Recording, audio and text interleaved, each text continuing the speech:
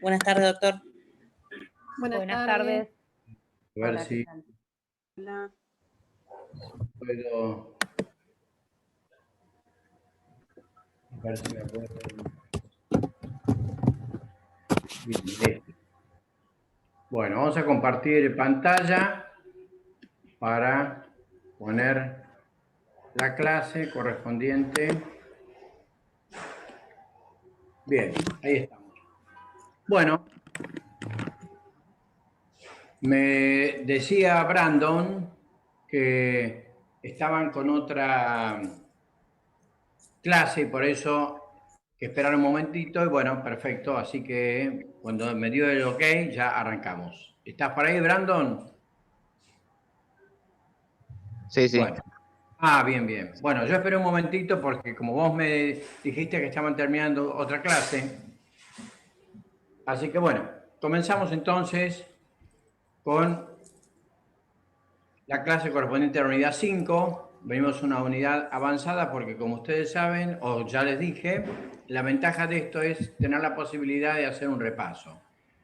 Ya se van a ir dando cuenta, van a ir viendo que son muchos los contenidos y el curso es muy extenso. Es decir, es muy reducido el tiempo para todo lo que tenemos que dar. Hemos priorizado temas y el que vamos a ver ahora, que se llama sector externo, lo vamos a dar compartido con el doctor Leandro Furundarena, porque tiene muchas cuestiones, muchos conceptos que él les ha dado, sobre todo lo que se refiere a la teoría de las ventajas comparativas de David Ricardo, también lo que hace la Constitución Nacional. Ya les reitero, háganse amigos de la Constitución Nacional porque todo está acá. Cualquier programa que ustedes en este momento sintonizan, van a ver que se está hablando de el doctor Juan Bautista Alberdi, del esquema del liberalismo y sobre todo se está hablando de la Constitución Nacional. Esta es la palabra del momento. Los derechos y garantías y los poderes en sus respectivas funciones que la Constitución Nacional consagra. Primera parte, la parte dogmática. Segunda parte, autoridades de la nación. Entonces, hoy vamos a comenzar con esta unidad 5, de acuerdo al programa. Ustedes van a ver que vamos desarrollando los puntos, de modo que, insisto, con lo que damos acá, con el material que tienen, les alcanza y es suficiente como para que no se dispersen. Queremos que sepan lo esencial, o sea, lo que tienen acá no solamente es la Constitución Nacional en esta cursada, sino que han visto el miércoles pasado con el doctor Leandro la Carta Orgánica del Banco de la Nación Argentina, que también la vamos a preguntar, y este miércoles va a empezar Leandro con la parte correspondiente a finanzas públicas y el presupuesto, que es precisamente la Ley de Administración Financiera y Sistemas de Control, la 2456. Esto es un tema muy importante, es un tema fundamental. Como argentinos, como habitantes de este país, queremos saber a dónde van los recursos que nos sacan con la impresionante presión tributaria que en este momento nos ejerce el Estado, que prácticamente se está llevando más de las 2/3 partes de nuestro salario, de lo que trabajamos en el año. Entonces, como ven, el tema es sumamente interesante, es comprometido para la realidad de la Argentina que vivimos y sobre todo y fundamentalmente para la formación de ustedes como abogados. Bien. Es muy probable que si toman cualquier libro de economía ustedes van a ver que se refiere al comercio exterior. Entonces, hablar de comercio exterior es hablar de la relación que existe entre los países y desde el punto de vista comercial. Podemos dar un concepto y decir que el comercio exterior es el intercambio de bienes, servicios y capitales entre los diferentes países. Por supuesto que esto tiene su evolución histórica. Desde la antigüedad, los pueblos intercambiaban los productos que producían y buscaban aquellos que no producían. Desde la época faraónica de los egipcios, con todo lo que producían de trigo, luego los griegos con su producción de olivos y también de vid, los romanos con la producción que tenían de la vid, el Mediterráneo como lugar de encuentro, de comercio entre distintos países, las ciudades que surgieron a instancias de esto y las flotas que armaban, como el caso de la República de Venecia, la República de Florencia, todo esto sumado a lo que fue o lo que significó el dominio de las rutas comerciales. Así surgió la ruta de la seda, que venía desde China y traía desde la ciudad de Xi'an, donde se encuentran los famosos, esas famosas estatuas o guerreros de terracota, todo recorriendo en caravanas hasta llegar a la ciudad de Estambul, que en ese momento era Constantinopla, luego pasó a ser Estambul, y el tráfico comercial que concentraba todo eso, luego los venecianos con sus barcos que salían del Mediterráneo, cruzaban el estrecho de Gibraltar y comerciaban con Flandes. Bueno, imagínense en esa época lo que era el comercio y a lo que llegó y a lo que es hoy en día cuando entró el protagonismo de la parte aérea, o sea, el comercio a través del sistema aéreo, aviones, se incrementaron y mejoraron los barcos mercantes, China se incorporó y los países de Oriente, Singapur, Hong Kong, la India, se incorporaron a todo este tráfico comercial. O sea, fíjense ustedes el tremendo significado que tiene esto. Por eso yo ahí le pongo el tema de la teoría de las ventajas comparativas y lo voy a convocar al doctor Leandro Furundarena para que nos hable sobre David Ricardo. ¿Está conectado, doctor Leandro? Acá estoy, Doc, sí.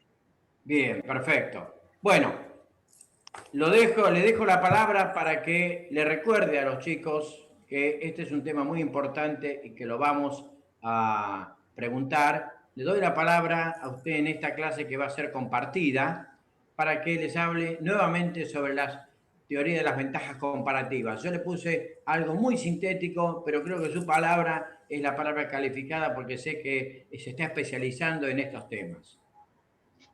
Bueno, primero que nada, ¿cómo andan, chicos? Buenas tardes. Vamos a retomar un poco lo que ya hemos visto en la primera clase cuando hemos analizado lo que era la evolución histórica de la economía. Recuerden que uno de los supuestos de los que hablaba... Me parece que hay un eco, ¿no? ¿Puede ser? Sí, a ver, Sí. Doc, desde aquí. Hay un poco de eco, yo lo voy a silenciar. Sí, perfecto. Es buena idea. Yo me voy a... A ver, ahora. Ahora parece que va bien. Perfecto. Bien. Recuerden lo que les contaba de el análisis que hacía David Ricardo sobre la teoría de las ventajas comparativas. Como ustedes saben, él venía del estudio de Adam Smith, que había planteado la teoría de las ventajas absolutas. O sea, cada país tiene que dedicarse a vender aquello que mejor hace. Y recuerden el agregado que le hace David Ricardo. Está perfecto lo que hizo usted, maestro Adam Smith. Pero ¿qué pasa si un país no se puede especializar en nada en cuanto a calidad, tiempo, horas de trabajo? O sea, dentro de los ejes cartesianos ortogonales uno pone cantidad acá, horas de trabajo acá, o calidad, horas de trabajo. Entonces, con algo tiene que competir. Y eso es lo que dice David Ricardo. Si no hay un país que pueda ganarle en estos supuestos, ¿lo vas a dejar afuera del mercado externo? No, bueno, entonces hay que buscar una alternativa. ¿Y cuál es esa alternativa? Bueno, justamente dedicar a hacer esos productos que mejor hacen, que esos se exporten y los demás se importen. Y fíjense que algo muy curioso porque esta es obviamente una lectura que hacen los liberales clásicos. Ahora les voy a dar la otra postura, que es lo que dicen los estructuralistas, como por ejemplo Raúl Perevich. Raúl Prebisch habla de lo que se denomina del deterioro de los términos de intercambio. Entonces, ¿qué es lo que él dice? Es desacertado el planteo de David Ricardo, y les va a dar el siguiente ejemplo. Supongamos los que se dedican a la fabricación o producción de tecnología, ¿no? Como hacerle caso de los celulares. Obviamente que el rendimiento que te va a dar es mucho mayor que lo que puede ser un producto que vos vengas trabajando durante años, como ser el caso, no sé, del trigo o el cereal, lo que eran los productos que Argentina se dedicaba en su mayoría con la parte del agro a comerciar. Entonces, de esa forma, si uno no se busca industrializar y adaptar en ese sentido, siempre vas a quedar en desventaja. Entonces, en lo que refiere a la venta con el comercio exterior, sí o sí necesitas ayornarte y probar otras ventajas distintas, no quedarte con lo que te venís quedando siempre. ¿Me siguen hasta acá? ¿Cuál era la idea de lo que él planteaba? Porque los liberales, ¿qué es lo que decían? Bueno, acá hay que desarrollar una industria fuerte, Argentina, como el modelo que había esbozado Alberdi, que ustedes ya lo han visto, el granero del mundo, donde de a poco se han ido incorporando ferrocarriles, ha ido aumentando la industria textil, pero en principio era vendámosle carne a todo el mundo, y vendámosle lana a todo el mundo, y vendámosle trigo y cereales a todo el mundo, porque Argentina tiene que ser el gran granero del mundo. Perfecto, pericia estructuralista, pero no puedes competir nunca con lo que te va a salir un kilo, una tonelada de trigo con lo que te va a salir 3 piezas de autos. Entonces, dejémonos de joder un poquito con el modelo agroexportador y empecemos a buscar alternativas para neutralizarnos un poco. Ahora, ¿cuál es la modificación o corrección que le hacen los liberales más del índole de Hayek, si se quiere, o Mises, o los que vienen a ser más contemporáneos? Dice, mira, está perfecto lo que plantea Raúl Prebisch en este caso, de que los términos de intercambio generan un deterioro en el tiempo, pero esto se analiza a corto plazo. Porque fíjense lo curioso, un celular, por ejemplo, ¿no? Lo que pagamos hoy un celular no es lo mismo que lo vamos a pagar dentro de 4 años. ¿Por qué? Porque su poder adquisitivo va a caer mucho menos, porque ya va a ser un modelo viejo, porque va a estar desactualizado, porque van a haber salido otros que vengan a complementar el funcionamiento de este. Ahora, ¿qué pasa con los productos del campo? Mantienen un precio constante.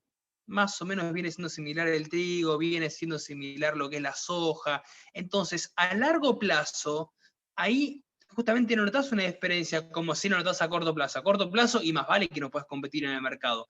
Pero a largo plazo, no termina habiendo mucha diferencia entre los bienes que uno utiliza para comerciar. Si vos querés equiparar lo tecnológico con, por ejemplo, los productos que tienen que ver con el agro. Porque aparte viene lo otro, ¿cuánto tenés que poner en funcionamiento para hacer nuevo software, las aplicaciones, que los píxeles de la cámara, que el formato de diseño también es lo que te lleva a cabo todo lo que incurre en la creación de nuevos modelos, cosa que no tenés con la comercialización de los productos de sector primario, si se quiere. Entonces, esta cuestión que tiene que ver con la teoría de las ventajas comparativas, en ese caso dice Raúl Prebisch, pero para, esto no está bien. Porque un país tiene que ayornarse, tiene que adaptarse, porque si no se va a quedar haciendo lo mismo que viene haciendo durante hace años. Porque eso en el tiempo te va a generar un deterioro. Y la respuesta que le dan los contemporáneos es sí, un deterioro, pero a corto plazo. Porque a largo plazo, la verdad que en mi caso puntual, por el tipo de bienes que yo produzco, termina siendo lo mismo, porque los precios no varían, como sí varía la tecnología por la constante modificación y renovación que tiene que tener en el mercado. ¿Se entendió eso? Perfecto, Doc.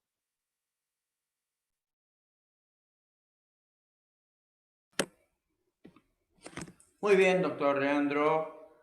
Y va a continuar usted ahora. Yo simplemente voy a acotar algo y pasamos al esquema gráfico siguiente, que es el esqueleto normativo que sostiene constitucionalmente todo el comercio exterior de la Argentina.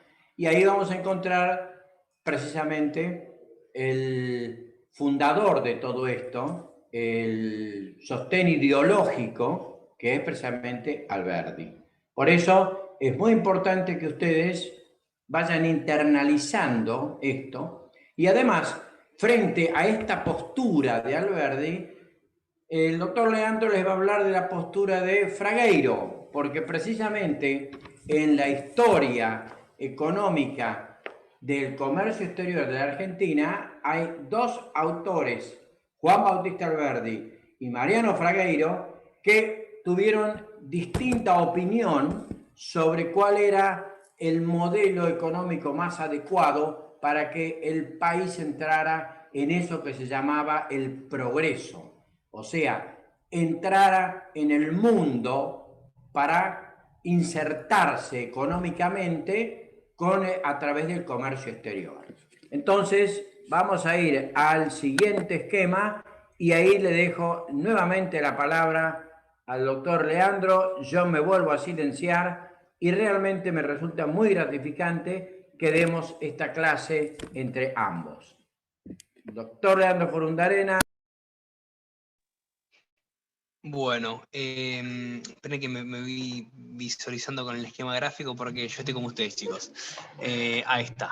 Bien, perfecto. Bueno, como dijo el doc, acá tenemos las dos posturas, que era por un lado la de Alberdi y por otro lado la de Fragueiro. Básicamente lo que ellos discutían es cuál va a ser el modelo económico que vamos a usar. Era el problema fundamental por el cual entraban en discusión, ¿no? Alberdi, como ustedes ya saben, planteaba lo que era el sistema económico y rentístico. Argentina tiene que ser grande en el mundo, teníamos que traer esa masa de inmigración para que esa gente venga a trabajar acá, traer esas ideas europeas. Pero por otro lado, lo que planteaba Fragueiro es, tenemos que buscar la posibilidad de la alternativa de industrializarnos de una manera mucho más rápida. Y Alberdi quería que sea una transición más que provenga del campo y después sí buscar esa industrialización. Pero fíjense que muchas cosas compartían ellos. Por ejemplo, y esto lo tienen en el libro del doc de Historia Constitucional Argentina, cuando se debate en la Asamblea Constituyente sobre cómo se iba a ir armando y receptando la Constitución, el artículo 4, que ya lo hemos analizado un poco, ustedes saben que hablé de cómo se va a conformar y cómo se va a prever los gastos del Tesoro. Y se empezó a discutir que con buen criterio primero se puso los derechos de importación y exportación. ¿Por qué? Porque se suponía que con los derechos de importación y exportación solamente Argentina ya debía proveer a todos los gastos de la nación. Los demás rubros que se incorporaron, la renta de locación de tierras, la venta de locación de tierras, la renta de correos, las demás contribuciones que equitativa y proporcionalmente imponga el Congreso, el crédito público, esos venían a ser como alternativas que eran para poder acrecentar e incrementar cuáles iban a ser los ingresos del país, pero se suponía que con los derechos de importación y exportación, por lo que representaba la gran masa de territorio que tenía Argentina, eso ya debía estar solayado. Y esto lo compartían tanto Fragueiro como Alberdi. Había diferencias, como les digo, en lo que era el modelo económico, pero la idea de raíz que tenían ambos era compartir muchas similitudes en base a que ambos querían lo mismo, la prosperidad del país, el crecimiento, pero el planteo que hacían iban abocados a enfoques distintos. Y ahora yo acá les quiero leer algo que me marcó el doc, que tiene que ver con el tema de, acá pusimos el artículo 10, 11 y 12, que tiene que ver con la libertad de tránsito. Recuerdan que habíamos analizado la clase anterior cuando vimos bien cómo está diagramado el sistema económico rentístico, vimos qué artículos hablaban de la libertad, habíamos visto qué artículos hablaban de la seguridad, de la igualdad, y acá hay algo muy interesante que surge de las bases, el libro de Alberdi, y dice lo siguiente, se los voy a leer. Los grandes ríos, esos caminos que andan, como decía Pascal, son otro medio de internar la acción civilizadora de Europa por la imaginación de sus habitantes en lo interior de nuestro continente. Escuchen qué interesante la metáfora que él viene a dar acá. Pero los ríos que no se navegan son como si no existieran. Hacerlos del dominio exclusivo de nuestras banderas indigentes y pobres es como tenerlos sin navegación. Para que ellos cumplan el destino que han recibido de Dios, poblando en el interior del continente, es necesario entregarlos a la ley de los mares, es decir, a la libertad absoluta. Dios no los ha hecho grandes como mares mediterráneos para que solo se naveguen por una familia. Y acá continúa diciendo una metáfora que es muy interesante, y él dice lo siguiente. La Constitución, de la forma en que está diagramada, viene a marcar cuál es el faro por el que nosotros vamos a poder llegar a buen puerto, por el que ese barco llamado Argentina tiene que navegar y surcar esos mares, pero la Constitución no deja de ser solamente el faro, o sea, hacia dónde tiene que ir. De nada nos serviría que, por más que tengamos el faro y sabemos dónde está el norte con la brújula, vayamos al sur, que es lo que pareciera actualmente le pasa a Argentina. Entonces no sirve de nada tener el faro que te está alumbrando, como es en nuestro caso la Constitución, diciéndote de qué manera tenés que hacer las cosas, si al final el barco lo lleva para otro lado. Entonces, él con esta metáfora diciendo, yo les doy la brújula, les digo que el faro está para allá.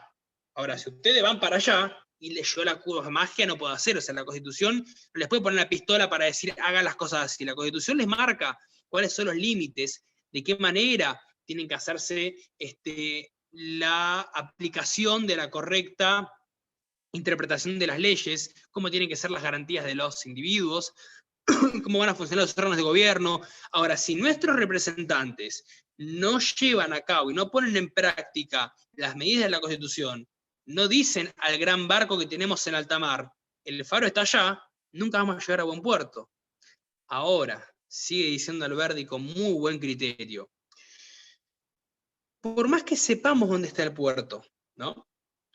Y empecemos a encarar el rumbo hacia el puerto, o sea, hacia el faro, los huracanes puede ser que haya, tormenta va a seguir habiendo, olas va a seguir habiendo, de la misma forma que las van a ver si seguimos yendo para el otro lado.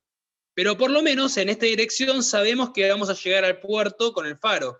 ¿Qué quiere decir? Que por más que queramos hacer las cosas bien y encaminar para seguir y enfocar nuestro país con los lineamientos de la Constitución, vamos a ir teniendo problemas. No es que si decimos, bueno, vamos a adoptar las ideas de la libertad como lo pensaba Alberdi, Argentina mañana se soluciona. O si viene una persona, un personaje bastante polémico como Milei, que dice, voy a cerrar el Banco Central, listo, se solucionan los problemas de Argentina, ya está. No, porque esto obviamente que va a seguir habiendo tormentas, van a seguir habiendo olas, van a seguir habiendo posiblemente maremotos, pero por lo menos sabemos que la dirección es enfocarla hacia el faro. Entonces, cuando Argentina empiece a tener respeto por las instituciones, empieza a darle un sentido lógico a nuestra Constitución, no quiere decir que se solucionen los problemas de Cuajo, pero por lo menos vamos a estar un poquito más cerca de llegar al muelle y un poquito más cerca de esa luz del faro que es lo que nos ilumina. Entonces, fíjense que lo que escribe Alberdi, que para mí es Nostradamus, porque el tipo escribe esto en 1852, en realidad lo escribió un poquito antes porque lo escribió en Valparaíso, y es aplicable al día de hoy. O sea, el tipo escribió para casi 200 años después, queriendo decir, muchachos, si no van a cumplir la Constitución, nunca van a llegar a buen puerto. Y si se empiezan a entrar en alta mar y no llegan a ningún puerto, cuando quieran volver, sepan que van a tener que atravesar todos los conflictos que les llevó a estar ahí, pero por lo menos están un pasito más cerca de llegar a tierra firme con el faro que los ilumine. Quiere decir, no se alejen de la idea de la Constitución, respeten cuáles son los fundamentos que dice la Constitución, pero hasta que no lleguemos a aplicar esto de manera correcta, vamos a atravesar varios problemas. Y eso es lo que él ponía como el ejemplo con el tema de la navegación. Doc, no sé si querés hacer algún agregado al respecto.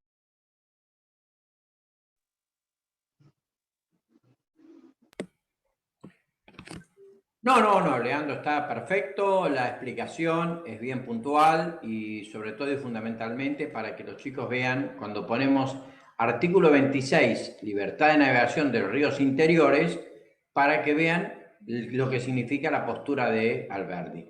Entonces yo te voy a pedir que les leas el artículo 26 y que continúes luego con el 75, que son todas las disposiciones que tienen que ver en materia de comercio exterior y sobre todo la famosa cláusula comercial de la Constitución, que es el inciso 13, que ha sido tomado de la Constitución de los Estados Unidos.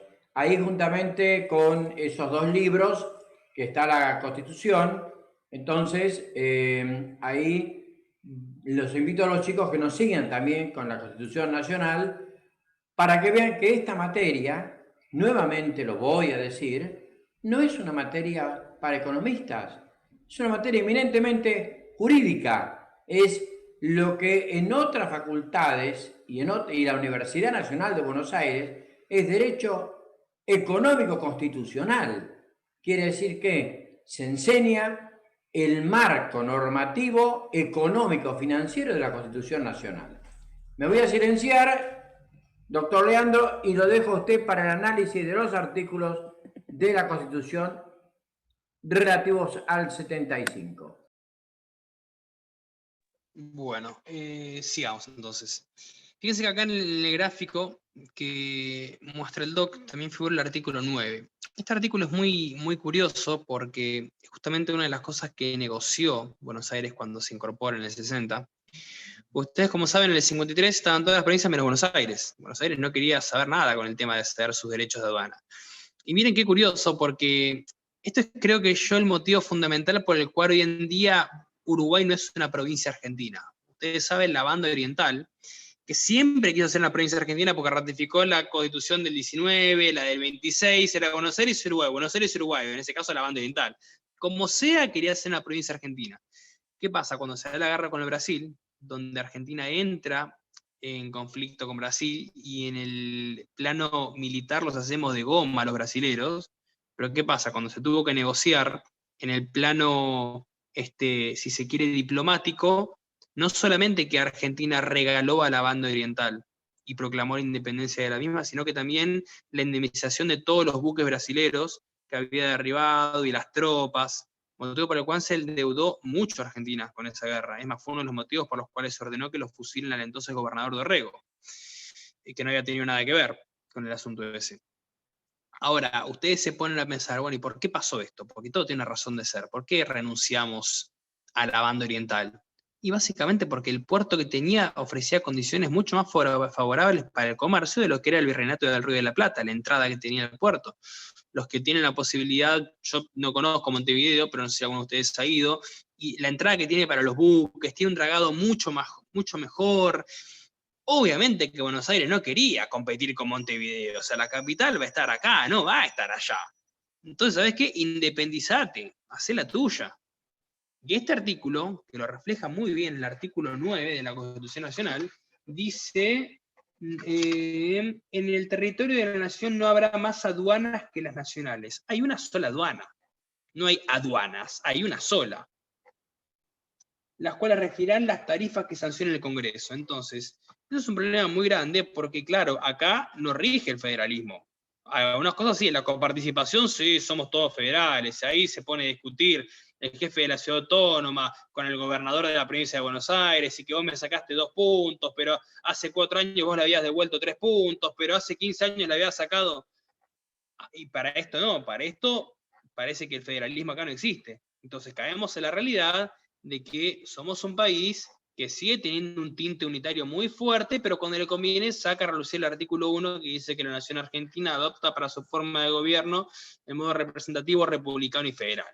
Entonces el federalismo, por más que me pese decirlo, pero es una conveniencia que se utiliza en los momentos que el gobierno quiere decir que es federal. Y en este caso deja sentado que si, como no quiso negociar los derechos de la aduana, porque las aduanas son nacionales, y es por eso que también tiene que ver mucho con eso de los productos que se cobran del campo, con las retenciones que cobran, porque obviamente en ese caso es plata que se queda directamente en el Estado Nacional, porque provienen de los derechos de operación de la aduana, los cuales no son coparticipables, y eso se los queda todo el Estado. Entonces, fíjense cómo parece que no, pero todo tiene un trasfondo político y todo tiene un trasfondo jurídico detrás, que es importante saberlo y que va de la mano con la cuestión histórica. Entonces, este artículo 9 deja en evidencia que el federalismo termina siendo una cuestión que, aunque nos pese decirlo, no se aplica de la forma en que se debería hacer. Y otra cosa muy interesante que acá dice Alberdi, antes de pasarle a los artículos que me dijo el doc, que en base y puntos de partida, cuando analiza esta cuestión de la navegación interior, él hace un análisis muy importante y dice, ¿son suficientes nuestros capitales para esas empresas? ¿Por qué no se le entregamos a los capitales extranjeros? ¿Por qué no dejamos que los tesoros de fuera como los hombres se domicilien en nuestro suelo? Rodear de inmunidad y de privilegios al tesoro extranjero para que se naturalice entre nosotros. Y si uno se pone a pensar, ¿no?, la realidad en la que está Argentina hoy en día, donde somos un país que nos sobra terreno, pero nos falta dinero. Argentina no está para seguir emitiendo, porque ya lo han visto conmigo la clase pasada, pero es un país que podría buscar la alternativa y decirle, bueno, vamos a hacer una cosa. No sé, vamos a agarrar y decirle a Biden, ¿por qué no te armás un Walt Disney en Mar del Plata? Yo no te cobro un solo impuesto. Me levantás un parque terrible y me voy a poner a Mickey Mouse, me pones a el ratón argentino o Topollillo. Y hacemos un parque de diversiones y no le cobrás un solo derecho para que pueda ser uso y disponibilidad de la tierra que tenemos, justamente porque eso ¿qué va a hacer? Te va a traer turismo, va a hacer que venga gente de diferentes partes, te va a ocupar puestos de ocupación en los hoteles, la gente que va a ver el parque va a salir a comer y eso te va a poner en funcionamiento los gastronómicos, esa gente que vive en otros lugares se va a movilizar, ¿y en qué? Y posiblemente en taxis. Fíjese cómo podés reactivar el consumo solamente ofreciendo lo que vos tenés que te sobra, que es tierra. Ahora, en vez de querer hacerlo vos, porque vos no tenés la infraestructura de La Plata para poder montar un parque de diversiones de ese nivel, bueno, traía capitales privados. Y ya lo decía Alberdi en las bases, si son insuficientes nuestros capitales, ¿por qué no tenemos capitales extranjeros? ¿Por qué no entregamos parte de nuestro territorio a los capitales extranjeros? Y le pones condiciones, ¿sabes qué? Me contratás 200 trabajadores que sean todos marplatenses, obreros marplatenses, o gente que se encargue de poner los suelos de hormigón, y haces un listado con personas que actualmente están desempleadas, que tengan una orden de preferencia por el tiempo en que se inscriben, y que vayan a cubrir estos trabajos por parte del sector privado, que viene a poner la plata, a explotar una tierra, que la infraestructura va a quedar acá, porque no es que pueden agarrar y transportarse el parque de diversiones a otro lugar, te va a quedar la obra armada acá, pero bueno, sea un poquito más vivo, no lo mates en impuestos, porque el tipo no te va a querer invertir nada acá, y de esa forma solucionás el problema de la desocupación y el desempleo, y reactivás la economía, y pones en funcionamiento los demás sectores privados que tienen que ver, como dijimos, con el gastronómico, los transportes y demás. Ahora, ¿tan descabellado suena esto? Porque muchos dicen, no, pero es regalar la patria. ¿Perdón? Es buscar la alternativa de cuáles son los recursos que a mí me sobran y los que a vos te faltan. Bueno, a mí me falta plata, pero me sobra tierra. A vos te sobra plata, pero te falta tierra. Genial. Doble coincidencia de necesidades. Volvemos al trueque en materia económica. Es lo mismo. Busco lo que a vos te falta y vos buscás lo que a mí me falta. Y es lo que plantea acá Alberdi. Ahora, parece que es un modelo de lo que es inimaginable entenderlo, porque yo no entiendo cómo cuesta tanto interpretar a un tipo como Alberdi que te habla así de una forma tan clara.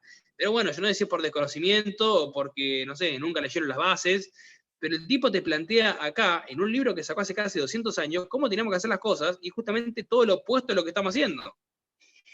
Pasando al artículo 26, que me decía el doc para leer, y vamos a ver el gráfico, ahí está. El cual plantea que la navegación de los ríos interiores de la nación es libre para todas las banderas, con sujeción únicamente a los reglamentos que dicte la autoridad nacional. Ustedes, como saben, este artículo, el 10, el 11 y el 12, son artículos que dejan en evidencia nuevamente cuál es el sentimiento de libertad que Alberdi le quería dar a nuestra Constitución. Entonces, entre las provincias, y para garantizar justamente el federalismo, vamos a hacer que la relación y la circulación de los mares de las provincias sean libres, que no les tengan que andar cobrando por una provincia sí, por otra provincia no. Entonces, eliminemos este tipo de cuestiones, busquemos que haya una unidad conjunta entre todas las provincias, cosa que parece también ser un tema bastante alejado de la realidad. Y vamos a los del artículo 75, que corresponde a lo que son las atribuciones del Congreso. Y dice el artículo primero, corresponde al Congreso a legislar en materia aduanera, establecer los derechos de importación y exportación, los cuales, así como las evaluaciones sobre las que recaigan, serán uniformes en toda la nación. No por nada, fíjense que el primer inciso que se incorpora en el 75 es legislar en materia aduanera. ¿Por qué? Porque como ustedes saben, los derechos de importación y exportación de lo que convengan de la aduana son nacionales y es recaudación 100% del Estado Nacional. Entonces, ¿qué es lo primero que dice el Congreso? Que tiene que legislar en materia aduanera porque los derechos de importación y exportación son uniformes en toda la nación. Entonces, ahí dejamos otra vez en clara evidencia cuál es el deseo y el sentido y lo que negoció Buenos Aires cuando se incorpora en el 60 para decir, listo, yo me sumo, pero los derechos de la aduana son nacionales, ¿eh? Esto queda así. Después lo demás negociamos, si quiere la capital la ponemos acá, no pasa nada, arreglamos el tema de cómo vamos a ir manejando los órganos de gobierno, no pasa nada, pero esto no se negocia. Y fue un poco lo que tuvo que ceder las provincias si querían que Buenos Aires se incorpore. Doc, ¿te querés sumar con algo? No, está bien. Me gustaría que puedas seguir leyendo los distintos incisos, o sea, el 10 y el 13, que son los que cierran esta idea de las fuentes constitucionales y volver al final al 20 porque extiende todos estos derechos de los nacionales también a los extranjeros. Así que me vuelvo a desactivar, así vos nos terminás de dar esta... Se desactivó la mitad de la charla, pero no importa, lo entendimos. En el artículo 10, el inciso 10, perdón, del artículo 25 dice que corresponde al Congreso reglamentar la libre navegación de los ríos interiores, habilitar los puertos que considere convenientes y crear o suprimir aduanas. Esto igual tampoco tiene mucho fundamento porque ustedes saben que no habrá más aduanas que las nacionales, y acá te dice que va a reglamentar la creación o supresión de aduanas, entonces acá ven una contradicción, que esto sucede básicamente porque a la Constitución, con las distintas reformas que se les ha hecho, vemos que hay mano de varias personas. A ver, todos saben quién hizo el Código Civil, que lo hizo Vélez Arfield, todos saben que el Código Penal lo hizo Carlos Tejedor, pero la Constitución metió mano a mucha gente, entonces van a tener estas cuestiones, estas contradicciones, en muchos artículos, como por ejemplo lo que es la cláusula del progreso, que se contradice mucho con lo que establece, que ya lo hemos visto con la Carta Orgánica del Banco Central, y muchas cosas que ustedes dicen, pero pará, esto no tiene sentido. Y bueno, justamente porque se ha legislado de una forma errónea, porque han habido obviamente intereses personales de por medio en cada una de las distintas modificaciones que se han ido haciendo, y eso es en parte uno de los problemas más grandes que tenemos a la hora de tener que analizar e interpretar la Constitución. Han quedado todavía los cimientos de Alberdi que no han tenido modificación al respecto, y esperemos que siga así.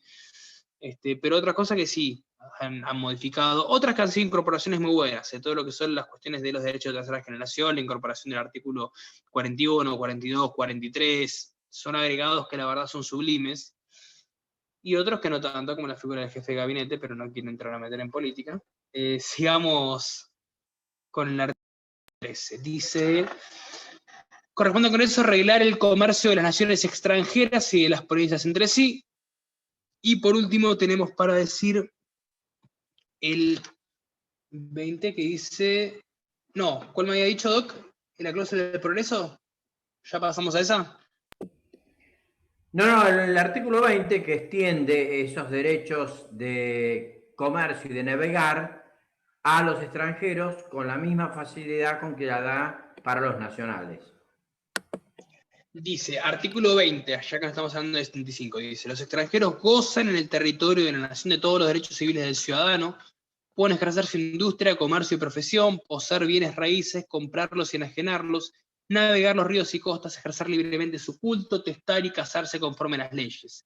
No están obligados a emitir la ciudadanía ni a pagar contribuciones forzosas extraordinarias. Obtienen nacionalización residiendo los 2 años continuos en la nación, pero la autoridad puede acortar ese término en favor de que lo solicite. Bien, esto básicamente deja en evidencia cuál era el sentimiento claro de Alberdi al decir gobernar es poblar y traigamos esa masa inmigratoria europea sin ningún tipo de restricciones. Entonces, que los extranjeros se sientan que son nacionales, que se sientan argentinos. Y fíjense cómo lo vuelve a remarcar acá lo mismo que vimos en el 14. Artículo 14, ustedes, cuando lo hemos analizado, recuerdan que dice, entre los derechos que tenemos los ciudadanos, de profesar libremente su culto, ¿no? A lo último. Y acá en el 20 lo vuelve a decir, diciendo que, ¿dónde era que le habíamos leído? Acá. Ejercer libremente su culto. ¿Por qué lo repite?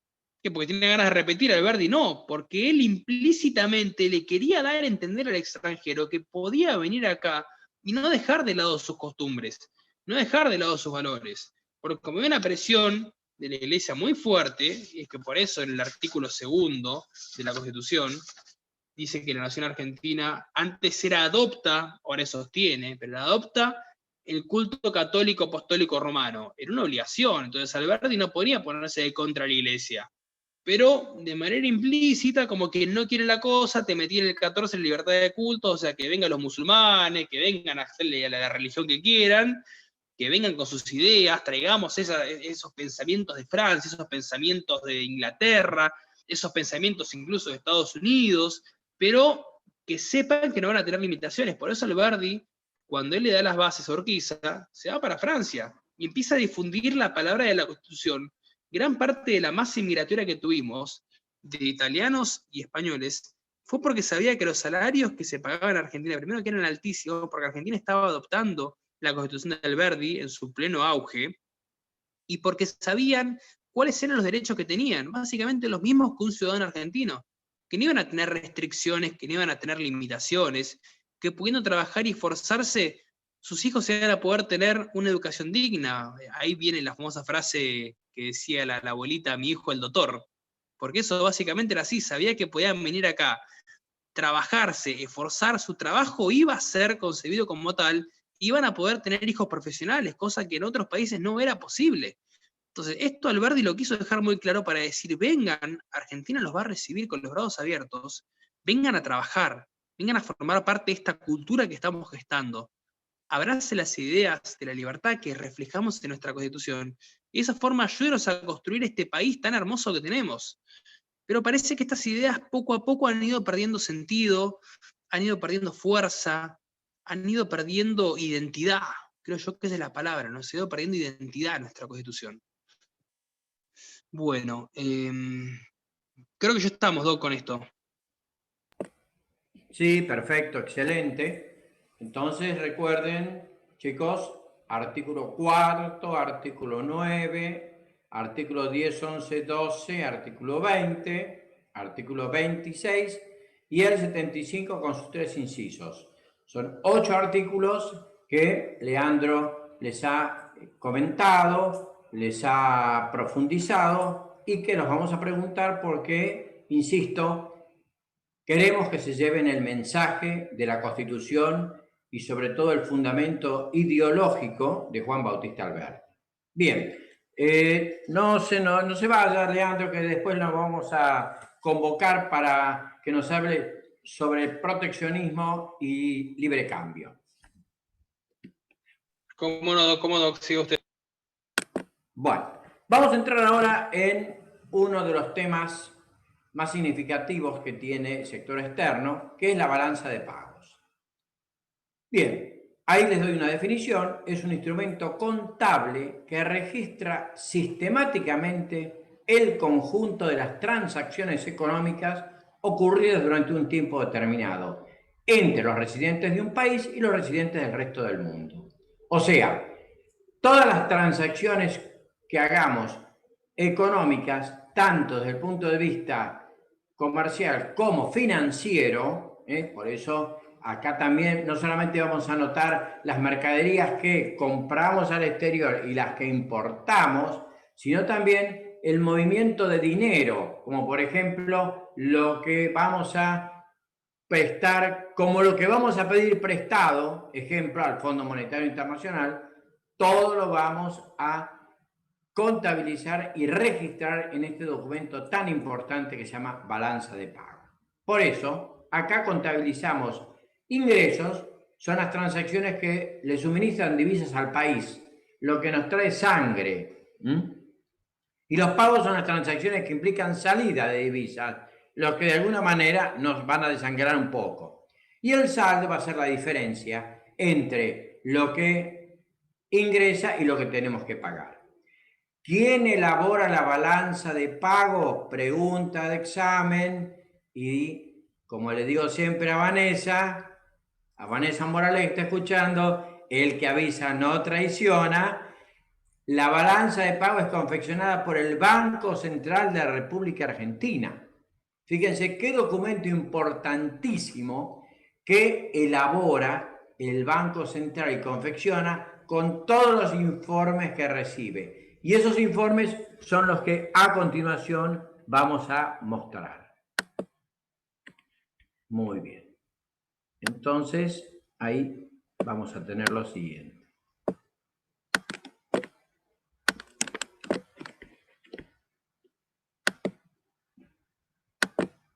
Bien.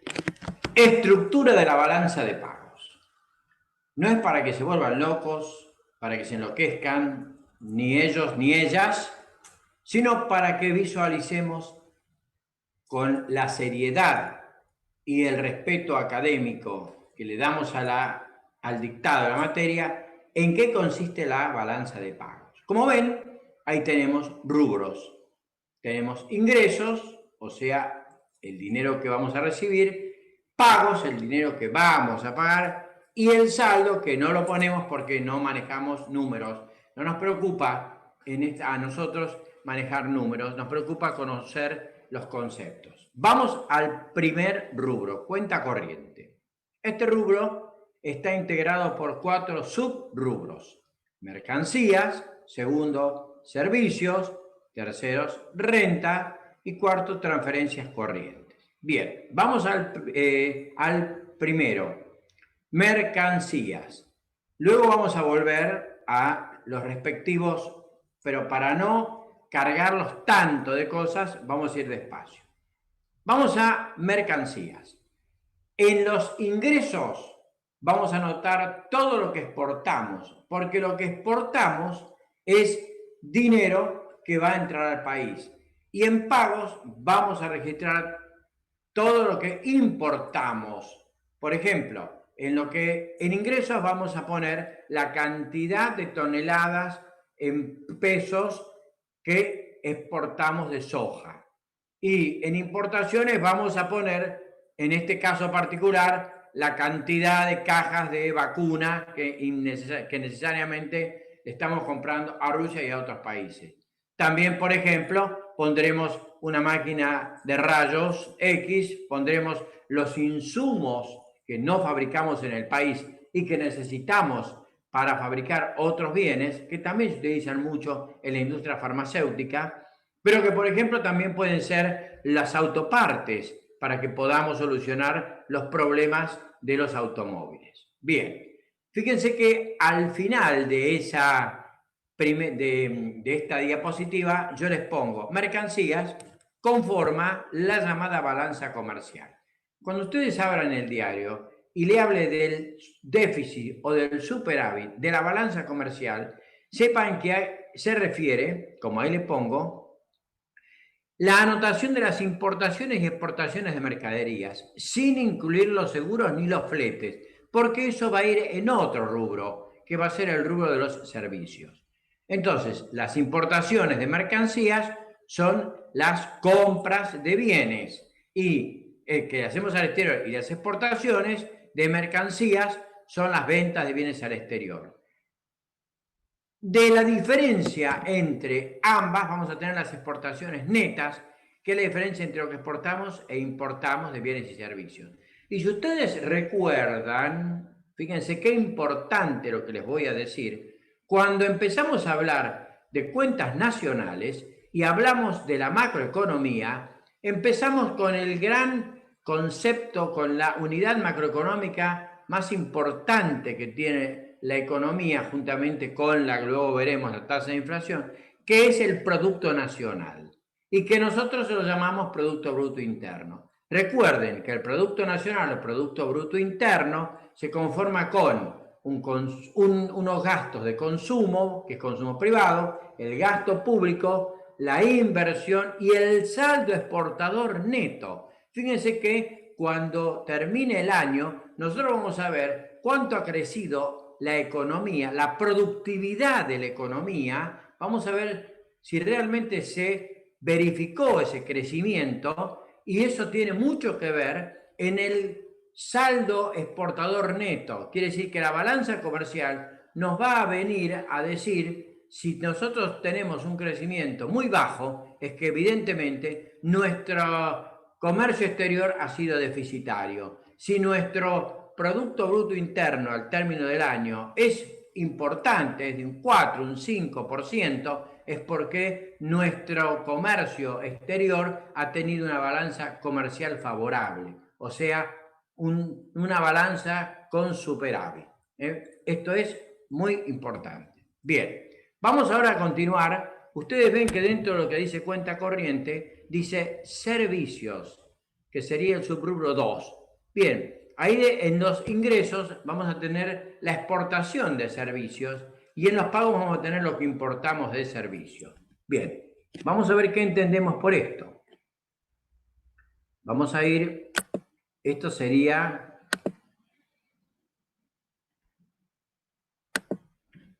vamos a dejar aquí, vamos a avanzar un poco. Bien, a ver ahí tenemos el mercado de divisas, no. Bueno, volvemos acá y para no complicar tanto, voy a hacerlo, he salteado esto, se los voy si ustedes me permiten, voy a tomar otro esquema gráfico que nos va a ilustrar un poco más esto. Permítanme que vaya a otro esquema gráfico.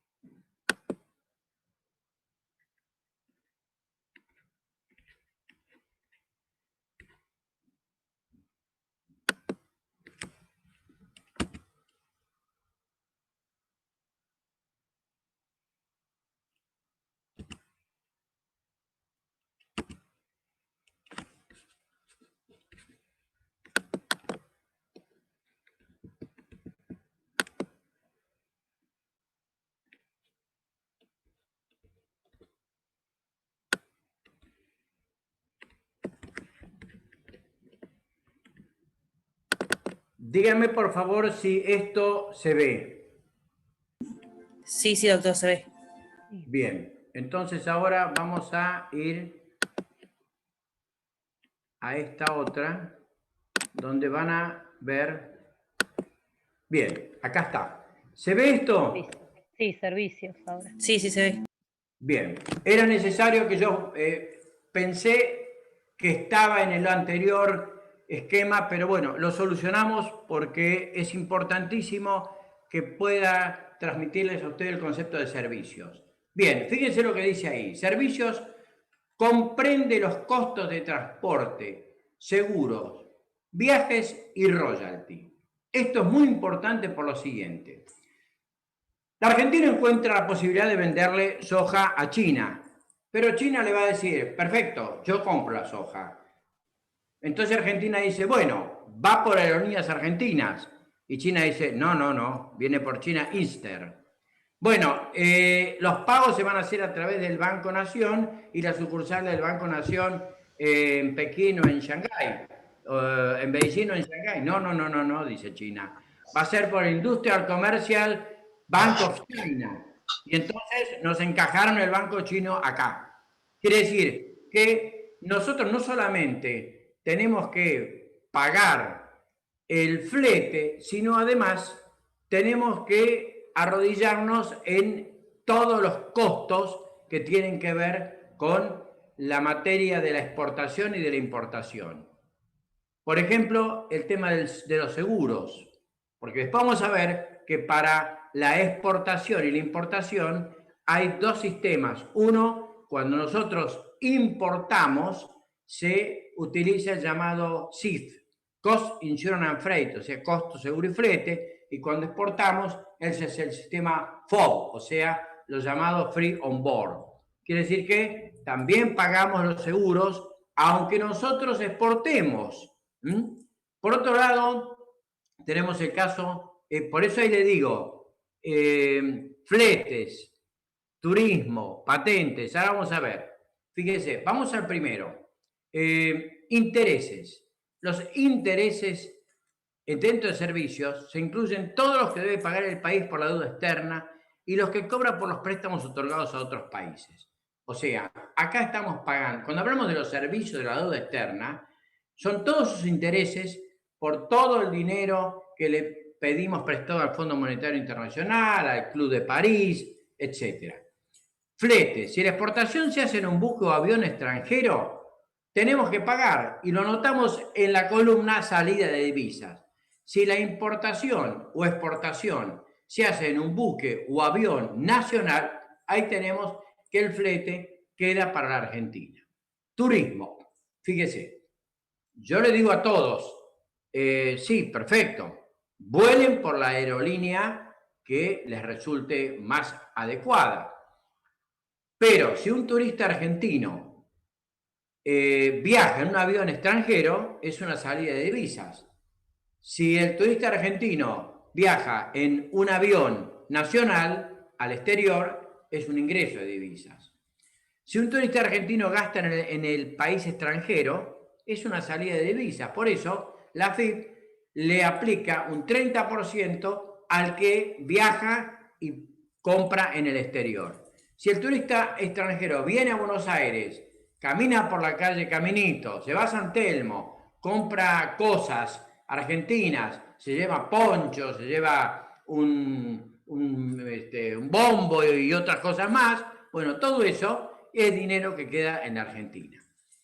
Yo no le voy a decir que no vaya a McDonald's, que no vaya a Burger King, pero evidentemente todo eso también queda registrado en la balanza de pagos, porque son las licencias, las marcas, y que hay un egreso de dinero por su uso. Si a algún fabricante de zapatillas se le ocurre hacer un par de zapatillas y poner el demonio de Tasmania, pues le va a tener que pagar al que en Argentina tiene la concesión de la Warner Bros. Ahora, si le ponemos el indio Paturucito, evidentemente ese dinero va a quedar en la Argentina. Yo no le digo a usted que no escuche a música de reggaetón o de salsa, porque es fantástico escuchar a Santana, escuchar a Maná, pero toda es plata que se va de la Argentina en derechos de autor y en derechos de reproducción. Si usted escucha a Soledad, escucha a los músicos argentinos, es dinero que queda acá. Yo no le voy a decir que no lea Harry Potter, pero si usted compra un libro de Harry Potter, es dinero que se va para afuera. Y si usted lee el Martín Fierro, es dinero que queda acá. Bueno, es inevitable, pero es para que vean ustedes la dimensión que tiene todo lo que se asienta en la balanza de pagos. Bien, vamos a continuar ahora con los otros rubros. Entonces, vamos a volver a este otro. Fíjense que ponemos rentas y decimos recibidas en ingresos por residentes y pagos recibidas por no residentes. Bien, vamos a ir a este esquema y ahí tenemos. Las rentas son los negocios extranjeros en Argentina y lo ponemos en egresos, porque los argentinos van a venir acá al país y evidentemente en buena hora que traigan inversiones, pero se llevan el dinero. Y los negocios de los argentinos en el extranjero, que tienen allá restaurantes, que tienen algunas casas donde venden productos, todo eso lo vamos a traer en ingresos porque lo tienen que declarar en la Argentina. Bien, vamos a otro rubro. Ahí tenemos el caso de transferencias corrientes. Cuando la Argentina recibe una donación, por ejemplo, de la FAO, la Federación Mundial de Alimentos, o la Fundación CONEX, que da becas para estudiar para estudiantes argentinos, todo eso es donar. O bien tenemos un problema muy serio y recibimos una donación de un país extranjero, entonces todo eso lo ponemos en ingresos. Si nosotros le ayudamos a Haití porque tuvo y sucedió un gran huracán que la destruyó, bueno, esa donación que le entregamos la contabilizamos con una salida. Bien. Tenemos luego la llamada cuenta de capital. Vamos acá, a ver. Bien, en la cuenta de capital vamos a ver la recepción de fondos y en pagos los préstamos de capital. Muy bien, vamos a ver entonces qué entendemos por, acá tenemos Vamos a ir a la otra. Y ahí tenemos, cuenta de capital. Se asientan las transferencias de capital. Cuenta financiera comprende los siguientes subrubros. La llamada inversión directa, o sea, es la compra inmobiliaria que hace un extranjero que viene y compra en la Argentina un terreno o compra una casa. La inversión en cartera es la compra o venta de empresas o acciones. Si nosotros le compramos bonos a un banco extranjero, al Chase Manhattan Bank, lo tenemos que poner en salida. Si un extranjero compra bonos emitidos por el Banco Central de la República Argentina, lo ponemos en ingresos. Otras inversiones son préstamos o depósitos de los extranjeros en el país y préstamos o depósitos de los argentinos en el extranjero. Bien, acá también en la cuenta financiera tenemos un rubro muy importante, la variación de reservas. O sea, ¿cuánto dinero tenemos en moneda extranjera? Esto es lo que informa el Banco Central de la República Argentina, la posesión de divisas. Y luego tenemos los activos de divisas, que es el oro monetario.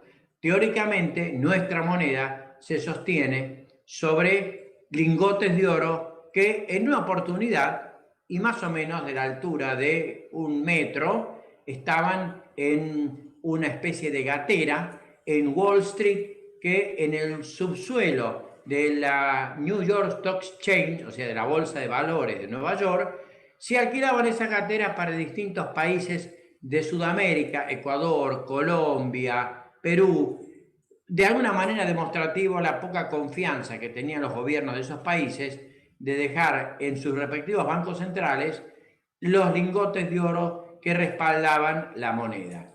Bueno, nuestros lingotes de oro actualmente, en su casi mayoría, se encuentran en el Banco de Londres.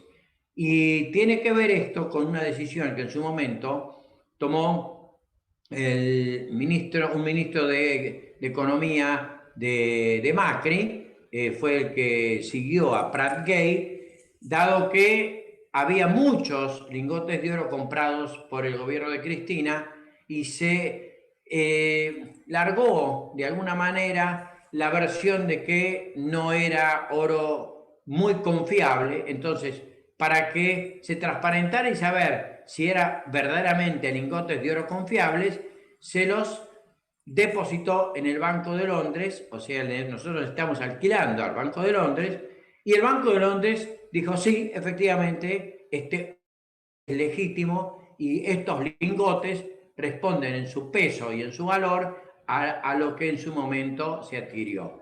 De esa manera, entonces, las reservas, la mayoría de las reservas en oro de la Argentina están en el Banco de Londres. Bien, y finalmente, como tenemos de alguna manera una cuenta que trataría de cerrar que la balanza de pagos no fuera tan deficitaria, se llama errores u omisiones, que es la diferencia de los gastos con los ingresos. Sería una especie de cuenta de ajuste.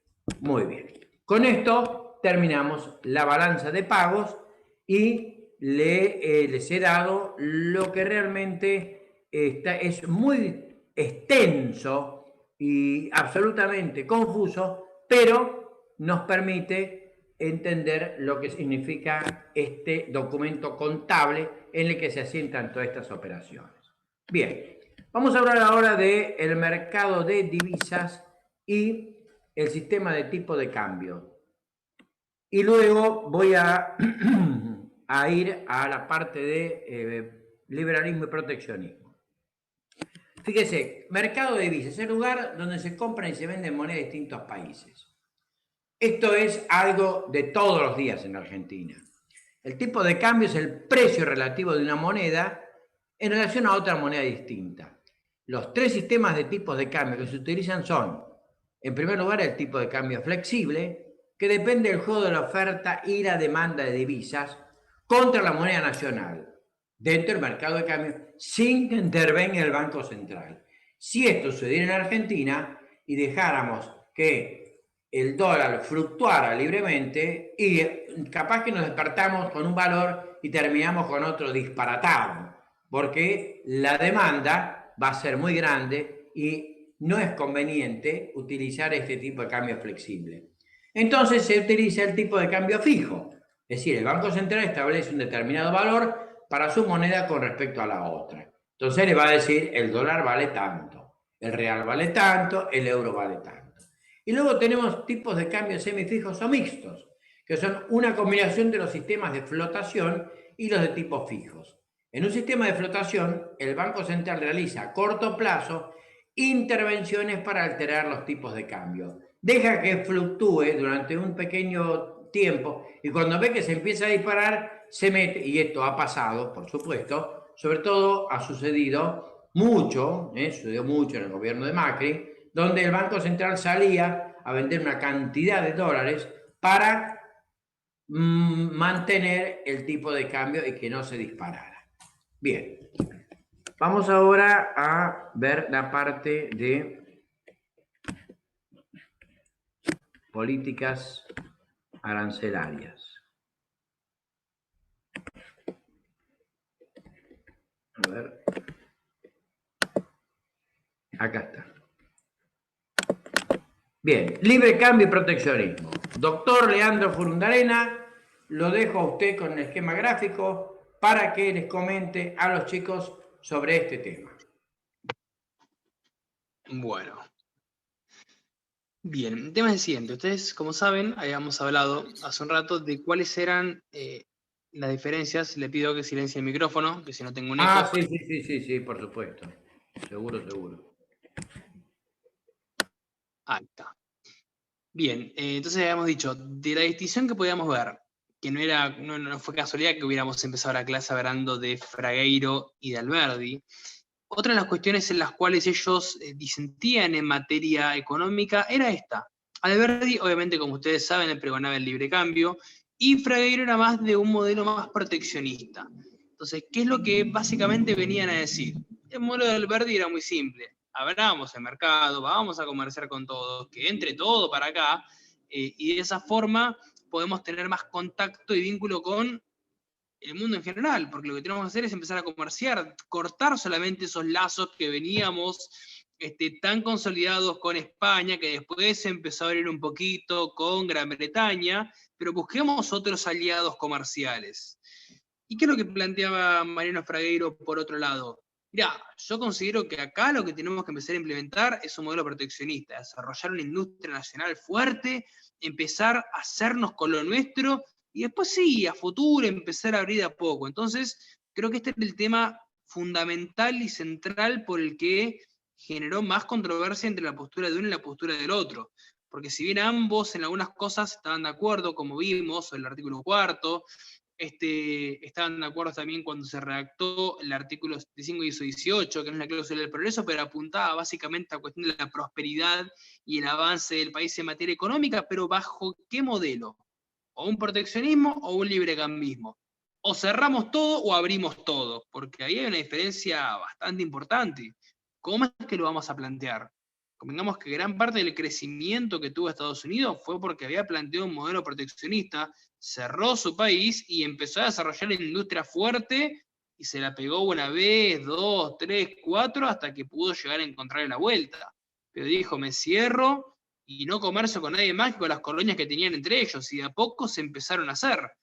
Ahora, ¿está bien este modelo? Y creo que nadie podría decir que a Estados Unidos le ha ido mal en la historia. ¿Y entonces qué fue lo que pasó? ¿Es erróneo el modelo de Alberdi?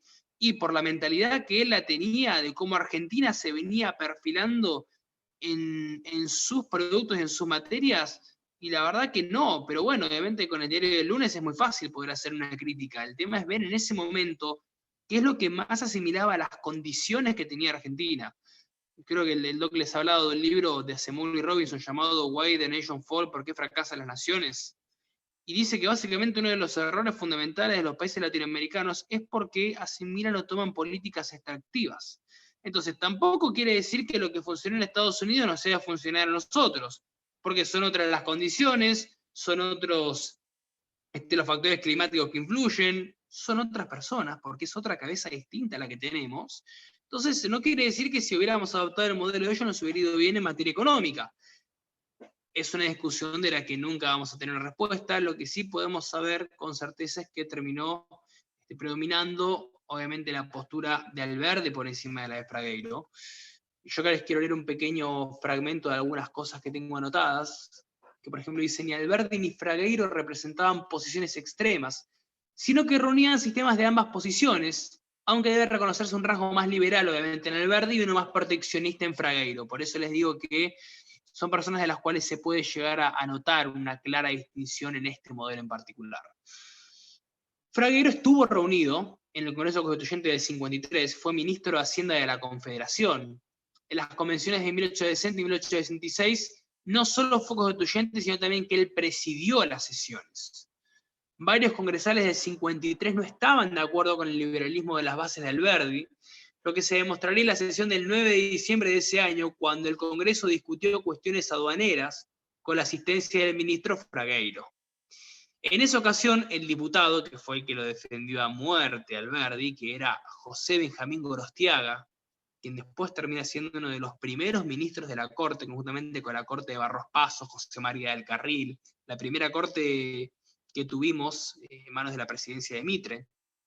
Benjamín Gorostiaga, que vino a ser la voz prácticamente alberdiana en el Congreso, porque les repito, Alberdi no estaba cuando se discutió. Hubiera sido hermoso que Alberdi estuviera presente en ese debate.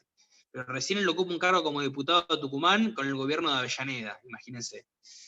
Y lo que plantea Benjamín Gorostiaga en estos términos, él dice: en materia de aranceles no profesaba sistema exclusivo, que no era proteccionista ni deseaba la libertad ilimitada del comercio, que opinaba con el ilustrado autor de las cuestiones argentinas Fragueiro, que los reglamentos y tarifas deben basarse en el principio de que las restricciones son malas si exceden de su racionalidad. Y el diputado Zavalía declaró que era proteccionista pero moderado. O sea, básicamente lo que quiso hacer acá Gorostiaga era cómo llegar a un acuerdo. Mirá, y te lo dice el artículo 4, porque por algo dice también la posibilidad de cobrar contribuciones. O sea, fíjense que el artículo 4 es una mezcla entre un liberalismo y un proteccionismo. Porque fíjense cómo está el reglamento, vamos a hacerlo de vuelta despacio. Dice: el gobierno federal provee a los gastos de la nación con los fondos del Tesoro Nacional. ¿Y cómo se va a formar? Bueno, de los productos de importación y exportación. Ya eso tiene un tinte un poco proteccionista porque me estás cobrando derechos de importación y exportación. No hay un libre comercio absoluto. Entonces, fíjense cómo cuando uno le empieza a buscar de qué lado de la balanza está, acá tenemos una para el proteccionismo.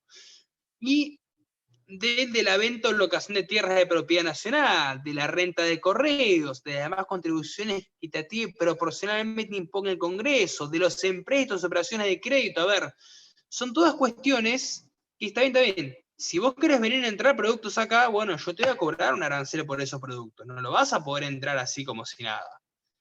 Entonces, por un lado, predominó la libertad, como hemos visto, de circulación de los ríos por parte de las provincias, que ahí no había ningún tipo de índole proteccionista, pero con el tema del comercio pareciera que hay también un tinte que choca entre el libre cambio por un lado y el proteccionismo por otro lado. Entonces, acá un poquito Gorostiaga tuvo que transar. Bueno, mirá, vamos a hacer así, vamos a regular la tasa de aranceles, que eso va a estar determinado, con las relaciones que empecemos a llevar con cada país, y eso ahí podemos ver un tinte bastante proteccionista en este tema. Porque justamente lo que buscaba proteger era la industria nacional. Otra de las cuestiones con las cuales, por ejemplo, acá había otra relación entre Fragueiro y Alberdi, tiene que ver, aquí dice: el proyecto de Alberdi no había previsto la institución de un banco nacional porque su autor no admitía que el Estado participara de empresas bancarias. Contrariamente, Fragueiro, tanto en la organización del crédito como en Cuestiones Argentinas, que son dos libros que él escribió, proclamaba que el Estado debía conducir el crédito. Y eso donde lo hemos reflejado en el actual 75, que antes era el 64 y en eso quinto, que dice establecer y reglamentar un banco nacional, que ahora es un banco federal con facultad de emitir moneda. Decía el 64 de antes, establecer y reglamentar un banco nacional en la capital y sus sucursales en las provincias con facultad de emitir billetes. Entonces, fíjense que en algunas cuestiones de la Constitución predominó más el proteccionismo y en otras predominó más el modelo del libre cambio. ¿Por qué Alberdi no quería que haya un banco central? Porque decía que tenía que haber una caja de conversión, que cada banco debía regular su propia moneda, y dejar que el mercado se regule de forma libre y espontánea y no imponerle a la gente una moneda o un sistema de moneda fijo, bueno, esta cuestión que ya la hemos visto. Pero cuando uno empieza a analizar y a desmenuzar tranquilo y despacio la Constitución, se da cuenta que encuentra un modelo acéfalo en esta cuestión. De algunas cosas que tienen un tinte de libre cambio muy grandes y otras que tienen un tinte proteccionista porque obviamente que Fragueiro estaba metido ahí. Como les digo, él ocupó cargos importantes. Él estuvo cuando se discutió la Asamblea Constitucional del 53. Él estuvo en la reforma del 60, en el 66. Alberdi no. Y Alberdi no podía ser como puede hacer ahora nuestra ex vicepresidente que pone un tuit y deja al país de cabeza, porque en el momento de Alberdi no había tuit. Entonces Alberdi no podía tirar un tuit y opinar al respecto. Tenía que mandar una carta y cuando llegaba la carta ya habían pasado 15 reformas, 48 modificaciones y 54 decretos. Entonces lamentablemente estaba en desventaja el pobre Alberdi, porque estaba metido ahí en el medio, Fragueiro. A ver, ¿qué más tenemos por acá? Bien. Bueno, acá yo tengo un PDF que está muy bueno, que analiza un poco lo que es el modelo de Alberdi y el modelo de Fragueiro, que después se los paso si quieren para que lo lean. Es corto, son 26 páginas, obviamente que de esto no vamos a preguntar nada en concreto. Ustedes vean cuál es la recepción que tiene del proteccionismo nuestra Constitución y cuál es la recepción más clara que tiene del libre cambio. Acá también se analiza sobre lo que es el proyecto de Pedro de Angelis, y ya por el doc puede explicar un poco más sobre esa cuestión, pero fíjense incluso que la imagen de Fragueiro, que tal vez para muchos no es reconocida, pero escúchenles ver algo muy interesante. Mariano Fragueiro fue un argentino prestigioso y por varios años presidenciable. Para la elección presidencial de 1854, obtuvo 7 votos en el colegio electoral en que fue designado Urquiza como presidente y 20 votos para vicepresidente. En 1860 obtuvo 46 votos en el colegio electoral que ungió a Derqui como presidente, y en 1862 obtuvo 5 votos para vicepresidente en oportunidad de nominarse Paz y Mitre. O sea, siempre fue un eterno subcampeón, ¿no? Podría decirse. Me dio como que se cansó, pero siempre estuvo ahí. Ahí, le faltó 5 para el peso siempre a Mariano Fragueiro. Nunca llegó a considerarse como tal, pero siempre estuvo pujante. Y obviamente que ha dejado su tinte proteccionista en varios artículos de la Constitución. Y como les digo, si uno se pone a hacer un análisis en frío, dice, y la verdad que tal vez la historia hubiera sido otra, tal vez nuestro modelo hubiera sido distinto, porque un proteccionismo, haber cerrado de la industria por todas las condiciones que tiene Argentina, y miren que yo soy alberdiano a muerte, pero uno dice, y tal vez ahora desarrolló una industria fuerte y hoy en día no tengamos la dependencia con moneda extranjera como la tenemos, porque no nos costaría tanto traer productos de afuera, que nos impongan el precio en que esos productos están, porque acá lamentablemente que no se fabrica nada, se ensambla todo, te ponen la etiqueta en Tierra del Fuego y sabes que no se fabrica nada en Tierra del Fuego, las piezas las juntan y las ensamblan. Entonces yo creo que tal vez la industria podría haber sido otra. Qué sé yo, es una cuestión de la cual podemos solamente discutirlo en el plano teórico, pero la verdad que fue muy interesante. Los análisis y los planteos que han tenido cuando se ha discutido en la Constitución del 52, en la Asamblea Constitucional del 53, tiene debates muy ricos, y como les digo, la voz cantante ahí por Alberdi, en el mismo Benjamín Gorostiaga. Doc.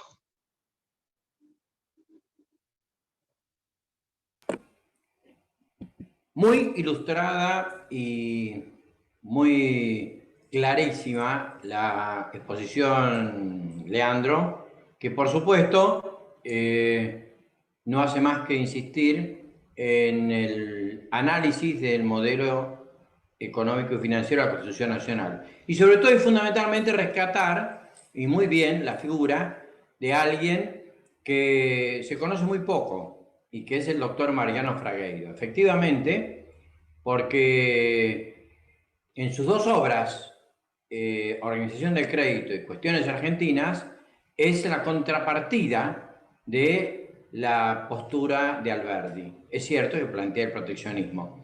Así que con lo que ha dicho nos fortalece la convicción de conocer a un hombre como Fragueiro. Bien, excelente. Vamos a ir ya terminando y para esto vamos a hablar de los organismos de integración económica y multilaterales y así vamos a ver que hay una serie de organismos que tienen que ver con el comercio internacional. En primer lugar, vamos a hablar de la integración económica. Ahí, como ustedes ven, tenemos sistemas de preferencias aduaneras. El más representativo es el NAFTA, que integra Estados Unidos, Canadá y México. Luego tenemos zonas de libre comercio. Entre estas, cabe destacar la Asociación Europea de Libre Comercio y la Asociación Latinoamericana de Integración Económica, o sea, la llamada ALADI. También tenemos las uniones aduaneras y uniones económicas, que por supuesto la más importante es la Unión Europea. Bien. Dentro de los organismos multilaterales, en primer lugar tenemos el GATT, o sea, quiere decir el Acuerdo General de Tarifas y Comercio, que fue creado en 1948, y que son iniciales de General Agreement on Tariff and Trade. Este acuerdo internacional es el que surgió ante la necesidad de unificar los criterios de las tarifas. Que, por ejemplo, nosotros cuando vendemos soja al exterior, no le ponemos el precio que queremos. El precio no lo fija el mercado de Chicago. Y lo hace un poco a instancias de esto, de la existencia del GATT. De modo que esto permite que no aparezca otro país y con un monto significativamente inferior nos esté desplazando y no dé la posibilidad que nosotros tengamos participación en el comercio exterior. Esto sucede también mucho en la carne, donde existe lo que se llama la cuota Hilton. Es decir, eso surgió también de un acuerdo que a cada país, y según las posibilidades de cada país, le fue dando una partecita para exportar. O sea, Argentina tenía un monto significativo. Le diría que a principios del siglo XX, prácticamente casi el 40% de la exportación de carne a Europa era de la Argentina. Nosotros fuimos perdiendo la cuota Hilton porque no fuimos cumpliendo con los compromisos que teníamos y eso fue deteriorando también la economía. Bien, luego tenemos comisiones económicas de cooperación económica. En Europa tenemos la Comisión Económica Europea. En América Latina tenemos la CEPAL, Comisión Económica para América Latina, que la vamos a ver cuando toquemos el tema de inflación. Ahí lo vamos a convocar también al doctor Leandro Furundarena para que nos hable de la CEPAL, de Previch y de la importancia que tiene la escuela estructuralista en América Latina. Bien, luego también tenemos otros organismos internacionales, como la Organización Mundial de Comercio y el Fondo Monetario Internacional, que ya lo conocemos de sobra. Dejé para lo último, porque en realidad no voy a preguntar, porque no quiero complicarles, pero sí les voy a decir que dentro de la integración económica tenemos un organismo del que formamos parte, que es el Mercosur, o sea, el mercado común del sur. Y el Mercosur integra a la Argentina, Uruguay, Brasil y Paraguay. Es decir, un organismo que sobre todo nos encausa en el comercio que tenemos con Brasil. La Argentina en este momento, prácticamente el 60% de su comercio internacional lo tiene con el Brasil y dentro del ámbito de los parámetros del Mercosur. Muy bien. Entonces ahora podemos decirles que ya ese era el punto 6, el punto 7, el que dio Leandro, y podríamos dejar abierta la posibilidad de que ustedes pregunten algo, si tienen alguna duda. Hemos dado la unidad completa y prácticamente con la extensión que corresponde, así que estamos a la espera, tanto Leandro como yo, o sea, Furundarena Junior y Furundarena Senior, para las preguntas que ustedes consideren. Y si no las hubiera, damos por terminada la clase de hoy y la convocatoria va a ser el próximo miércoles. Quedamos a escuchas de lo que ustedes quieran preguntar. Yo aprovecho a decirles que, bueno, igualmente ya lo van a ver en la página de WhatsApp, ya les acabo de subir ahí el PDF de las 26 hojas que les había comentado entre la cuestión entre Alberdi y Fragueiro, así que si lo quieren chusmear, es interesante. La verdad que es interesante, por lo menos para que le peguen una leída. Como les digo, no vamos a preguntar nada concreto sobre esto, pero sí es importante que sepan esta discusión y cuál es el modelo económico que tiene nuestra Constitución, más allá de lo que hemos estudiado en profundidad sobre Alberdi, pero saber que algunos artículos tienen un tinte proteccionista por esta persona que, como ya ha dicho el doc, mucho no se conoce, pero que ustedes como abogados no pueden desconocer la figura de Mariano Fragueiro.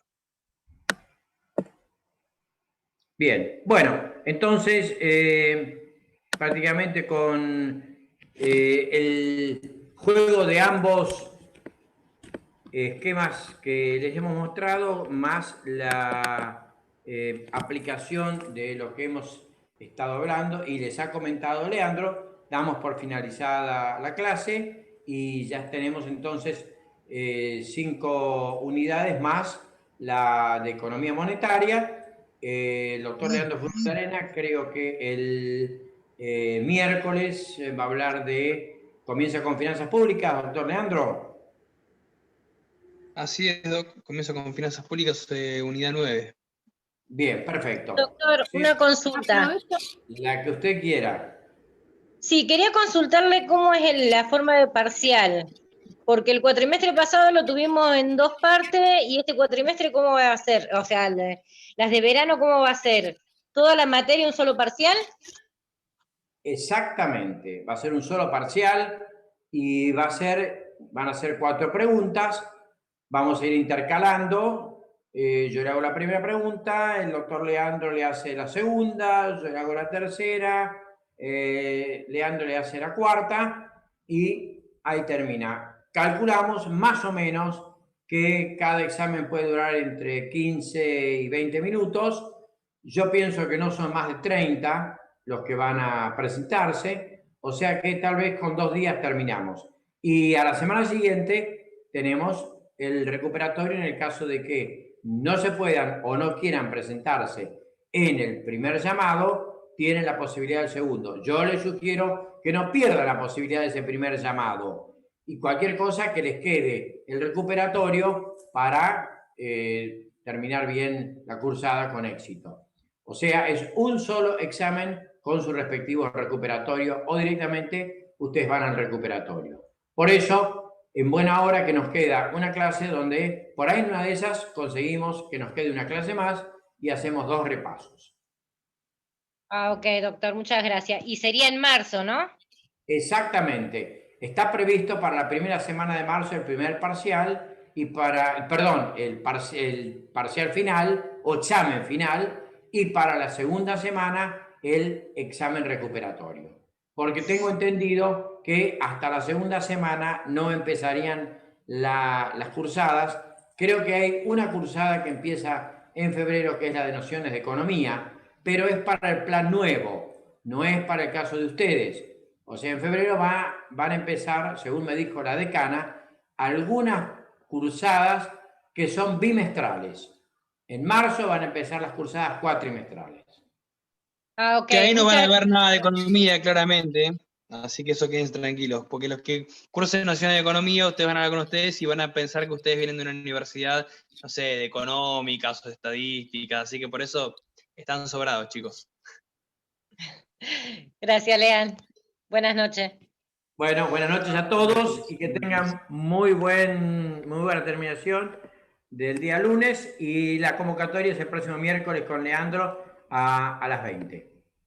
Gracias. Hasta luego. Gracias, hasta el miércoles. Hasta el miércoles. Hasta luego, gracias. Muchas gracias, hasta el miércoles. Hasta el miércoles.